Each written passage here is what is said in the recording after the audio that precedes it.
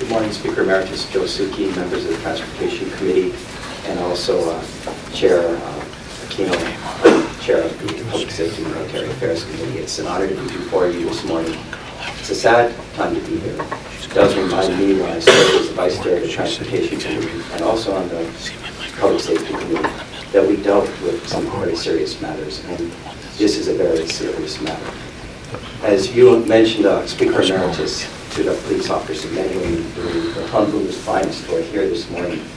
Every day, they get up and put on their uniforms and they go to work. And every day, they don't know if they'll come home at the end of the day. And Officer Davis did not come home. And Officer Fontes did not come home on what would have been a routine pullover. You heard the testimony from Officer Davis's sister, brother-in-law, and Officer Fontes' wife. And the impact it's had on these families, on the children, and the grandchildren of their other loved ones, and then of course on the entire police force.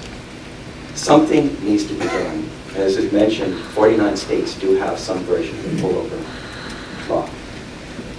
Since between 1999 and 2010, approximately 164 police officers around this country have been killed for routine pullovers. Hundreds of tow operators are killed each year on roads around this country for routine pullovers and trying to render assistance. So it is a major, major problem. And I know on this committee, even when I started, we always ask ourselves, will a law like this make a difference? Will a law like this be easy to enforce? And I say, a law like this will raise awareness. It will remind people they need to slow down. As you heard Police Chief Kealoha say on the memorial service at headquarters, the police headquarters, said, you've got to slow down. We're all in a huge hurry here. It's difficult to live on this island. We're trying to make a living, running to and from work and home. But you know what, if it saves one life, if we just remind ourselves to slow down, and this bill will remind people to slow down and pull over by one lane. If it saves one life, it's worth it. You've seen the impact on just 2 women for the loss of a brother and a husband. Now, when I was at the city, the police officers honored Officer Davis for this thing. It's an incredible thing. It does say a lot about the man. He doesn't know how to swim. And yet, he was on duty, and there was a woman in distress on the North Shore when waves were huge.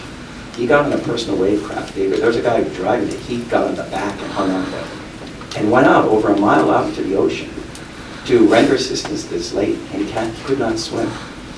This is what the police officers are about in our city and coming from Honolulu. You know, they'll put their life on the line even when maybe it's hugely risky for them. And it just exemplifies the kind of people that we need to protect. So I'm hoping you'll move a bill. I'm open to the recommendations of the HPD for the other bill and adjusting it. I'd also recommend that you look at maybe providing additional language for others who are on the road each day, whether it be construction workers, or doing repairs, or others.